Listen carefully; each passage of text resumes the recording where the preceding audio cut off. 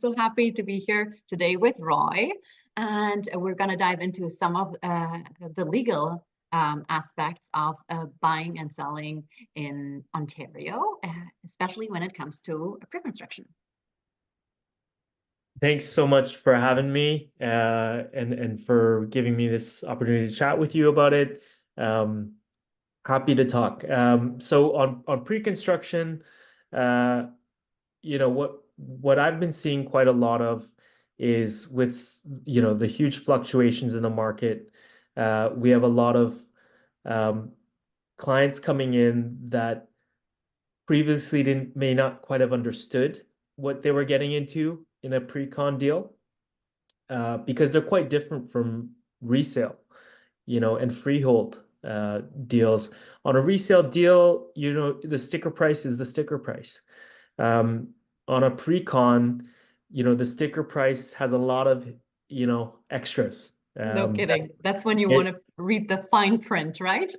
Absolutely. Absolutely. It's one of those cases where the devil's in the details, so they say. Absolutely. Yeah. So, I mean, the biggest thing to understand is, and I get it. You go into a presentation room, you're very excited. There's a lot of great projects out there. There's a lot of good investments that people have made over the years. So by all means, it's definitely a sector of the market that makes sense. And especially with the recent, well, not the recent, but some changes with the landlord-tenant rules, the new projects, they don't have quite the restriction on rent control. So there's definitely some value there. But when you do sign an agreement, and oftentimes you're in the presentation office, the salesman, gets you excited, and boom, on the spot, you've signed an agreement, and they say, don't worry, this isn't be all end all. You get 10 days for a rescission period. So they call it a cooling off period.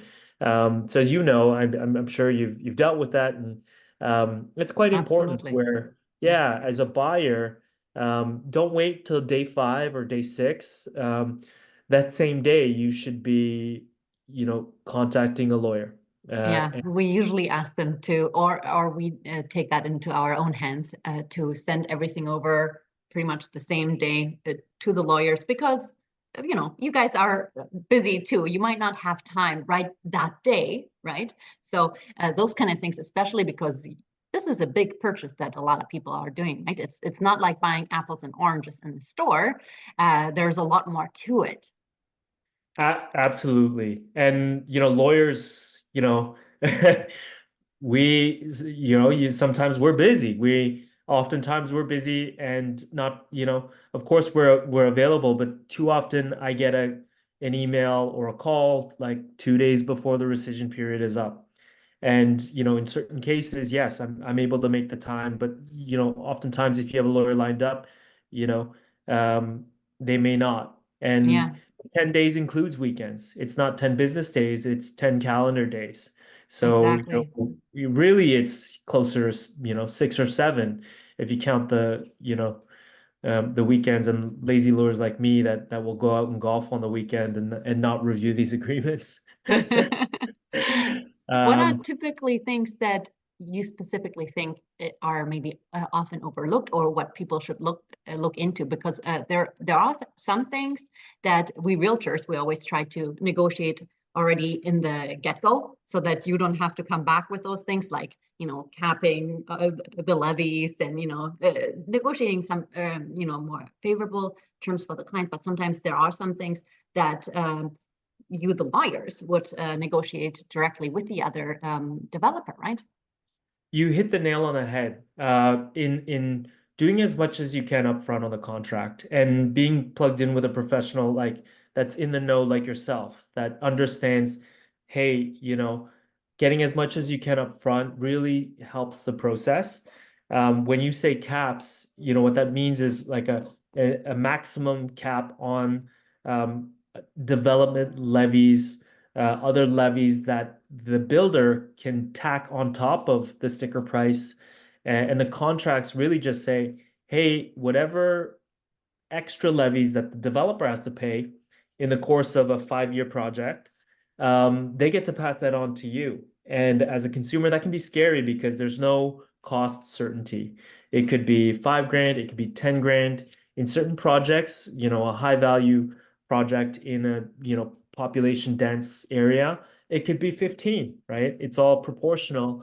And so as a consumer, cost certainty, and that's where you would come in and say, negotiate caps with the builders, knowing that a lot of these builders or the sales offices at least have kind of their instructions from the builder to say, hey, if somebody asks, these are the caps that we'll grant, right? So it's kind of preloaded. All you got to do is ask, and oftentimes you'll Absolutely. get it, like as you know, right? Yeah, yeah. I mean, standard, the salespeople in the sales office, they're representing the developer. So if they can pass on any costs to the buyers, they will, right?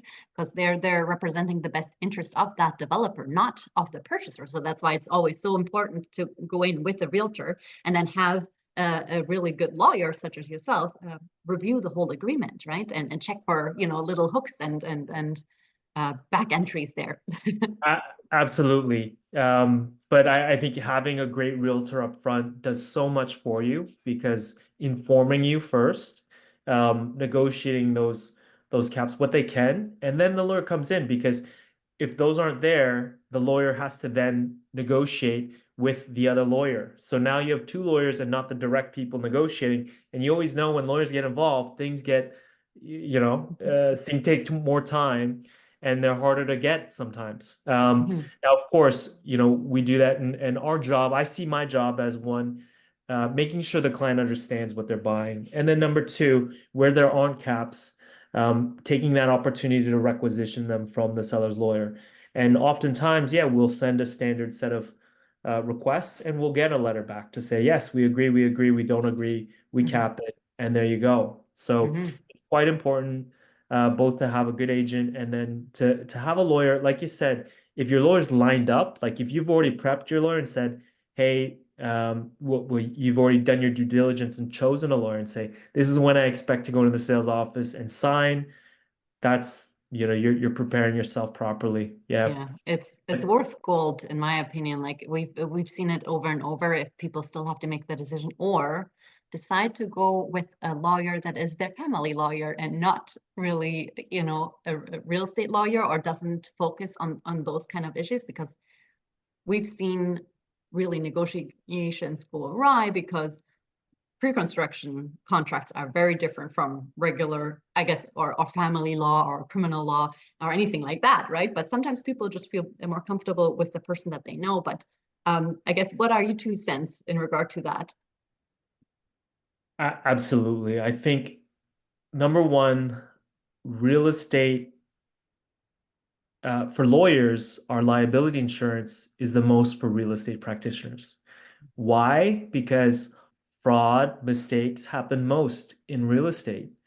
And so if I didn't practice real estate, I wouldn't go near it with a 10-foot pole just because of the liability attached to it, right? Every transaction, especially in the GTA and the surrounding areas, everybody knows the real estate prices are quite high comparatively. So Absolutely, yeah.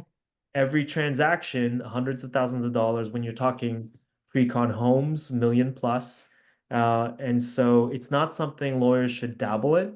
Hmm. Uh, if your family lawyer, well, I seek out a practitioner that's doing it on the regular. And Absolutely, yeah. there are these practitioners that come right out of school and start it, and I don't fault them for doing that. I think, Hmm.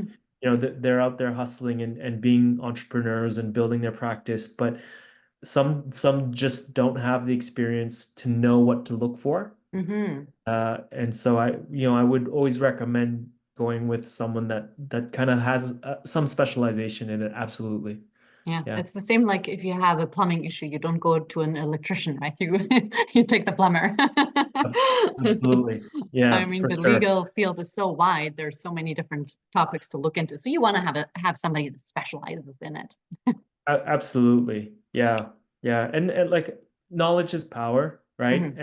And um also going into the sales office with being primed with some understanding of pre-construction Hmm. is really good because one thing I'm finding a lot of condo pre-construction buyers Hmm.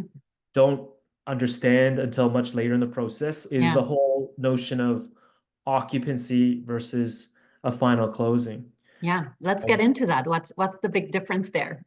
Yeah, absolutely. Like the way I explain it to a lot of my clients is, listen, if you have a 20-story condo building, condo builders will, when they're done floors 1 to 10 and still have 10 to 20 left over, they don't want to just leave 1 to 10 empty and not, recovering some of their costs while they finish 10 to 20.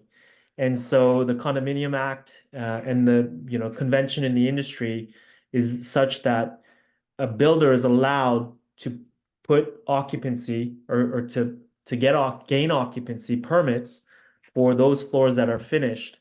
And so all contracts will have a clause to say, if we have an occupancy permit for your unit, even before the building's completed and registered, you have an obligation to take possession.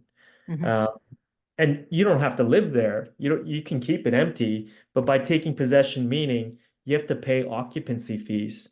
mhm, And the biggest thing that sometimes our, clients have a hard time wrapping their head around is it's like paying rent.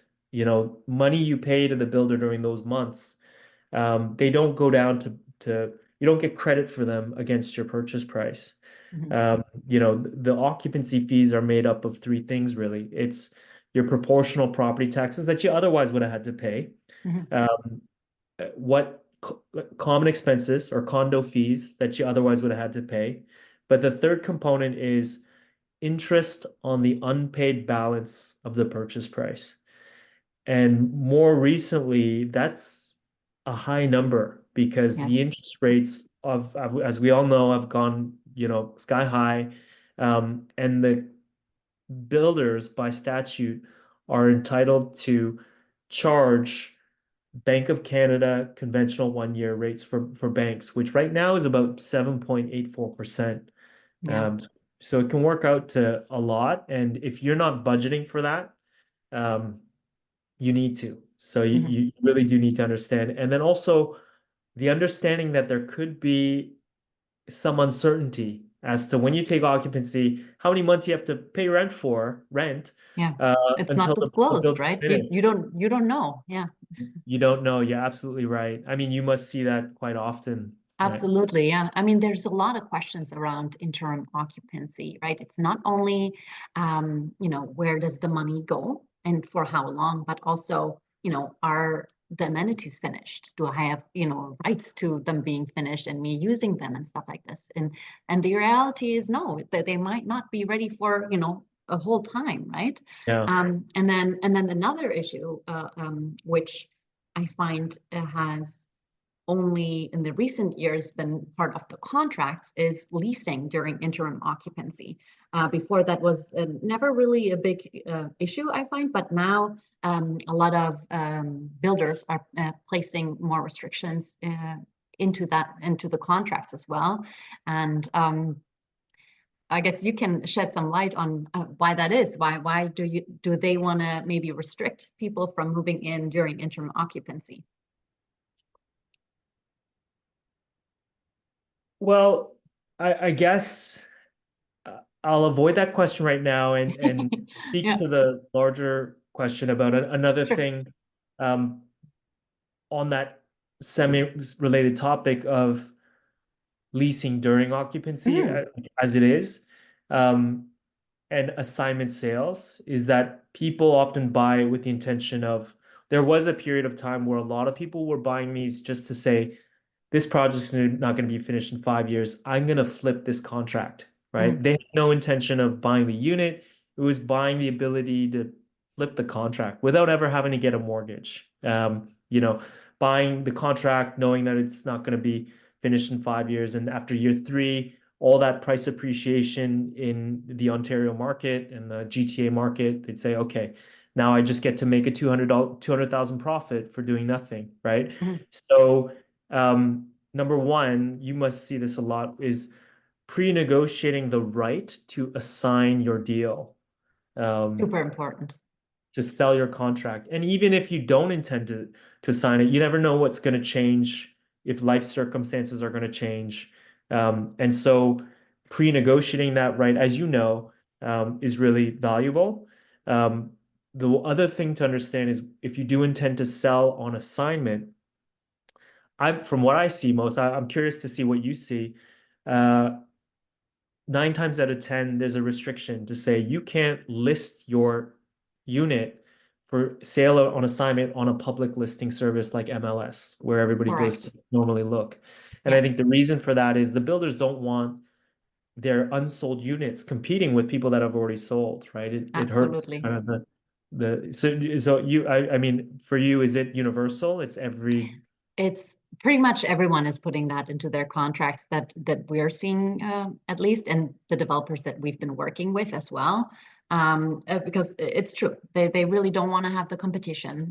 They want to make sure that they're selling their units first, right? And that everything else is kind of under the table so that it doesn't grasp too much attention from the public, because people, especially right now, might be selling, at purchase price, or sometimes, depending on their circumstances, sometimes even below, right? So that's something obviously the developers would not like to see, because they're still selling at a higher point, right? yeah. Because depending on at what point you're purchasing a unit, prices will go higher. Like at the launch, it's the cheapest possible point, right? And then even during the launch, prices just creep up higher and higher. So there would already be such a big increase by the time that, it comes around to assignments, right? Yeah, makes sense. Makes sense. So, I mean, circling back all the way around to the original question is the prohibition on leasing during occupancy, because sometimes if you can't assign it by the time occupancy rolls around, well, hey, you might as well lease it for the time being. But yeah, a lot of builders are putting restrictions on leasing or being very strict and restrictive with the terms of you being allowed to lease. They have to approve the tenant. They need to see the tenancy agreement before they give approval. I guess from a policy perspective, I've never really thought about it, but I'd imagine like builders would rather have homeowners. I think that just speaks to marketability of Mm-hmm. the project and the units. They'd rather it be people that are invested, take pride in ownership, rather than every unit being a short-term lease with tenants that don't care as much Yeah. about the unit. And then Do you- maybe a little bit of what happens if a buyer defaults, right? Because the buyer doesn't really own the unit yet, right? During interim occupancy, the title is still with the developer. So I feel You're like if you're absolutely right. Yeah, I mean that's probably reason number one, because if the buyer doesn't close, then now here we have a developer with a tenant that they can't necessarily evict. Yeah, yeah, and we all know tenants have a lot of rights here in Ontario, right? It's really hard to, absolutely. I mean, and it would have not even been in the tenant's fault, right? It's in that case, in that scenario, it would have been the purchaser who couldn't close for whatever reason, right? Absolutely. Yeah. Yeah. Well, but I'm curious, like on your end, from what you see, how helpful or transparent are sales offices in giving projections as to, hey, yeah, actually, we do think final occupancy closing will be this particular date, or the project does look to be on track and finished on this particular date. Are they transparent, or are most offices a bit more, they don't want to put out dates that they're not going to meet? Yeah, I find mostly it's very vague, right? Because people Yeah. don't want to bring up hopes and stuff like this, especially in a market like this, where you already said like the interim occupancy fees can be quite high. So people struggle a little bit more with, keeping up paying those higher fees that they might be able, to get lowered at least a little bit. But there are some developers that are fairly straightforward, and some of them even skip interim occupancy. Hmm. um, like some of it is Daniel's Center Court, right? They go straight to occupancy, which is fantastic for investors, right? Absolutely. Or I mean, investors and purchasers alike, right? I mean, that's the dream. Absolutely. Yeah, of course. Of course. Um, Nice. Another topic that I thought was would be really interesting for a lot of purchasers, because as you said, resale is such a big difference and a different horse altogether, is the Tarion warranty protection and deposit protection. I find like these things, especially if a developer doesn't go ahead and stuff like that. I figured maybe we can dive into that topic a little bit as well. Absolutely. So Tarion is a large institution that is akin to insurance, and it's a provider of warranties for new build homes, right? So ultimately, if something were to happen where a project doesn't complete, there's some level of insurance for any deposits that you've made, protecting that. They also provide insurance for if builders don't stick to timelines. Mhm. Because at the end of the day, on every new build agreement, there's a Tarion schedule that's a sort of regulated form at this point, or a conventional form rather, that Mhm. has specific dates, sort of like your final date. And oftentimes they're way in advance, right? They're kind Mhm. of your last possible dates that say ultimately if a builder does not close by this date, then you as a purchaser have a right to terminate. There's also insurance for if a builder does extend certain dates, which they're allowed to, provided they give adequate notice, certain notice periods. If they fail to give that notice, then buyers are entitled to delayed closing compensation, which ultimately, if they don't get from the builder, Tarion will come in and pay for up to a certain amount. On the flip side of things, after you've closed, they also provide warranty for the home, right? If there's major structural issues, um, even smaller issues, everybody does a pre-delivery inspection where you get an opportunity as a buyer to go through the home before you take possession and to tick off, hey, these are problems or this isn't yet finished, because sometimes they're not. They have occupancy, but they're not complete. So you as a buyer, you get to kind of tick the boxes and make sure you note to them what's not finished. So Tarion will provide warranties if those are never fixed by the builder, and then the larger issues once you're out of the home. And there's regulated periods of time, depending on the nature of the home, um, how long the warranty is provided for. One of the biggest things is I've seen in the last few years is buyers buying from smaller builders Mhm. and Newer builders also, right? Like they're newer popping up builders. everywhere now. Yeah. Yeah, newer builders or smaller builders, or just a guy that's really good, a great contractor, and is Yeah. just started to decide to build their own homes. Yeah.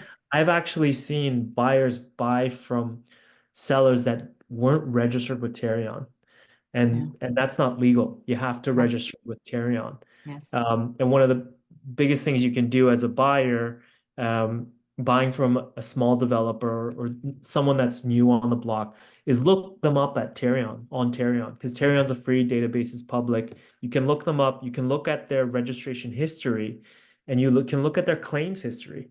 So you can, Absolutely. Yeah. I love yeah, that. I love that it's so freely available on the HCRA as well, right? You get really good idea of, are they completing projects? Have they canceled? Are there a lot of issues with the homes afterward, right? absolutely. Yeah. And again, someone that's plugged in like you is so important for buyers, because reputation also plays a huge role. And I think agents are often more informed to provide opinions on reputation, client experience, right?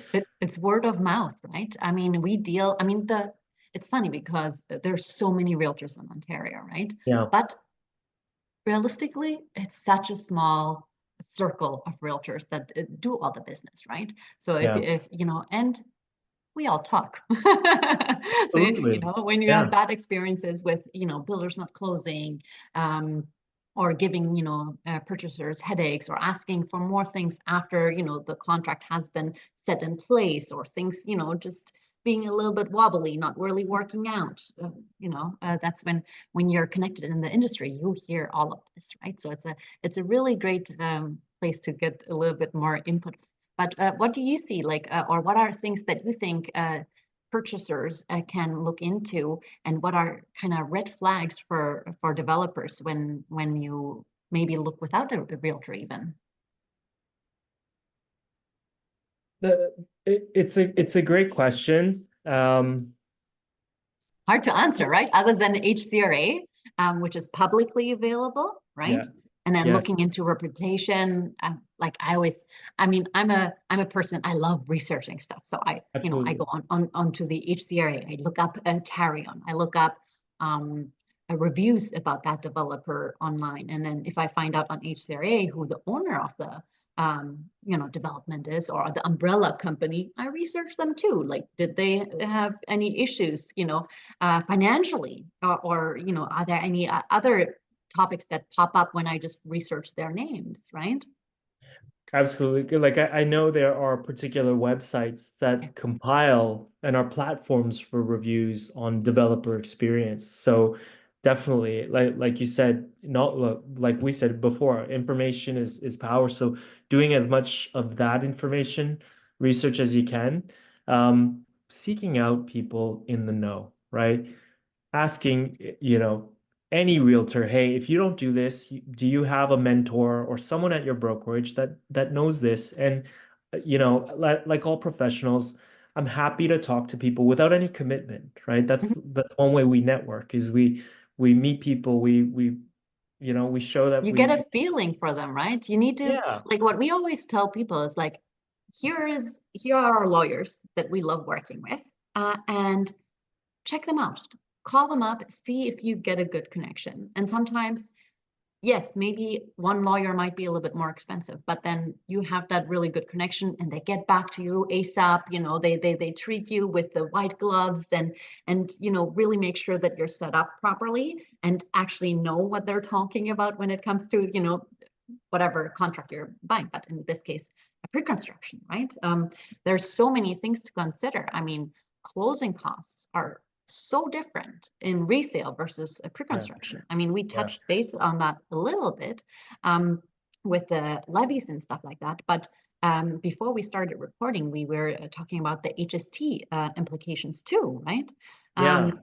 Maybe you can speak about that a little bit as Yeah, well. I mean, I can definitely speak to the HST implications. I guess one added point to back to the previous question, because I had this conversation with someone else where they were like, I don't know what to do. This person, like, I don't know if this is, a good deal or the right deal. Sometimes it's just about shop around, right? Like you have an experience at a presentation center. You may not have a wide network. You may not know a real estate agent. Um, Go to a different presentation center in the same area. Just get a feel. Was the experience the same? Was it what completely different? And like you said, you get a feeling, right? Sometimes that that has a difference. On HST, so HST, the big thing is with new build and pre-con, the sticker price is presented to assume that you're going to use that property as a principal residence because all new homes have attached to it an HST rebate that a buyer can get the benefit of. But the way these contracts are structured is the seller says, you're going to get this property. Here's the price. Within this price, we've granted you the rebate. And hey, you're just going to assign that rebate to us and we'll collect it, but we're giving you credit for it.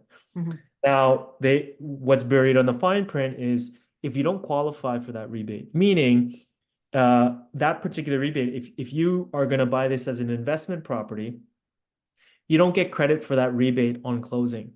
There's a separate rebate program for new rental housing that you have to apply for after closing, meaning you have to pay a whole extra amount of money that represented what you would have otherwise gotten as a rebate.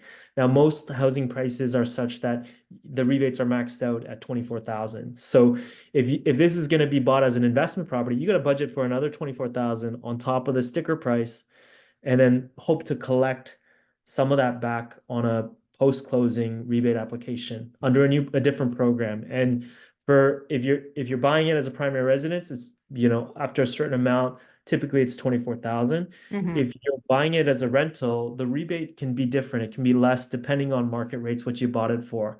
And it's a different program that you have to work with an accountant with, or oftentimes, yeah, I mean, the forms aren't difficult, but sometimes people, you know, need help with them. Yeah. Absolutely, and it's something to really remember, right? If you work with a good realtor and lawyer, they might point those things out to you as well, right? Especially if you're renting it down the line, and make you aware of, okay, you got to make sure to talk to your accountant to actually get that rebate if you're renting it out, right? So that you're not losing out on that, and what other implications there are, right? Because you can't do a short-term rental and then still get it back, right? It has to be the 1-year contract. Absolutely. Yeah, I think even before we jumped on, you mentioned you had a client or an instance where they never even made an application for the rebate and they just left money on Absolutely, the yeah, table. yeah, yeah. Yeah. And we were devastated for them because they had worked with a different realtor on that transaction. And Yeah. then we chit-chatted about pre-construction at the time that they went with us to, you know, developer years later. And then they were saying, oh, we didn't know that you could get this money back. We're like, yeah, did the other realtor not tell you? And they're like, no, we didn't know. And we're like, oh my God. But it was unfortunately too late for them to you know, go back and get this money, right? Because there's only such a short period of time that you can ask for it, even though it's, you know, much later. But Yeah, yeah, that's a tough one. That's a yeah, tough one. yeah, And yeah. and rules are changing. Rules are changing. And so, I mean, back to the point of, you know, working with professionals that are doing it frequently and not here and there is important because they need to be plugged in with all the changes in the landscape, you know. On assignment sales, you know, in the last few years, the CRA has changed their rules on how they treat them. It used to be that, Mhm. you know, HST payable on the profit, it was only payable if, hey, you intended to flip. So a lot of people were saying, no, I intended to live in it myself, and circumstances changed, so I had to flip it. And it was a self-reporting system where you had to report the HST yourself. Now it's the government doesn't care what your intention was. It's, you know, you pay the HST and it's mandatory that you Mhm. report it and pay it on the profit portion. So that's changed a lot of the landscape. It's changed the implications of, it's changed the numbers and the expectation of profit for some people that buy these contracts just to flip them. Absolutely, yeah. Yeah.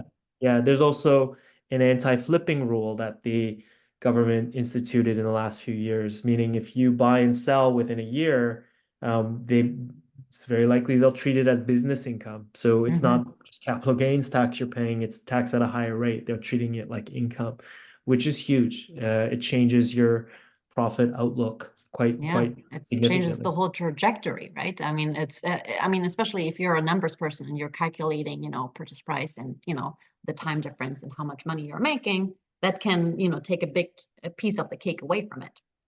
Sure. Yeah. Mhm. Yeah. Yeah. Um, I feel bad because sometimes a lot of these chit chats turn into like, oh, this is what can go wrong. This can go what can go wrong. This is what can go wrong. But I know, yeah, yeah. yeah, as But it's good lawyers, to cover your bases, right? I mean, especially absolutely. I feel like lawyers, Yeah. like you're the ones that really put the net out so that when you fall softer, Yeah. right? Yeah. That you don't fall onto the concrete, right? You want to That's a have good that way to little put it. protection. Yeah, I'm a safety net, but yeah, Yeah, yeah, absolutely. we're the downers, but hopefully there's a reason for that. But hey, you know, so many of my clients have had really positive experiences um, in real estate. Mhm. They've really kind of been successful in real estate, and just families have been able to really, um, you know, grow their wealth and their assets through real estate. Yeah. So yeah, there's a Especially lot through of through pre-construction. I feel like right sure. now, you know, people look at it a little bit differently because of, you know, how market values dropped versus, you know, they bought at a high price. Now Yeah. prices went down a little bit, mortgage rates really changed. So it's a little bit more difficult to look at it from a positive standpoint. But in reality, real estate goes up and down upwards, right? So in the end, if you zoom out of the picture and if you can make things happen, in the end, as long as it's a long-term hold, which I am a total believer of, because I think because if you sell and flip, it's speculative, right? You don't really know where the market is going to be if you buy something and then you're planning on selling it 6 months, a year later, or whatever, right? But if you hold long-term, the chances that the prices went up are so much higher, right? I mean, we just have to look at it historically speaking, and it paints a really nice picture. Yeah, no, absolutely. Like definitely long-term over short is, Yeah. especially in this climate, this interest rate climate. I think you're absolutely right. Yeah. Mhm. I'm just looking here at the time. I think we've covered quite a lot today. Thank you so much for talking about all those different legal issues and shedding some light for our clients and anyone watching this online. I'm happy to always, it's always a pleasure, working with you and connecting with you. And so anytime, yeah, I'm always here. Oh my God, the pleasure is absolutely mine. What I will do is I'll put all your contact information in the description. So if anyone wants to connect to Roy, a fantastic real estate lawyer, Thank they'll you. know how to connect with you. And then, I mean, if any of the information changes in the meantime, you guys can always contact me, and then I'll make the connection because with Roy, you'll be on the safe side. Thank you. I appreciate it, and have a great day. You as well. Okay.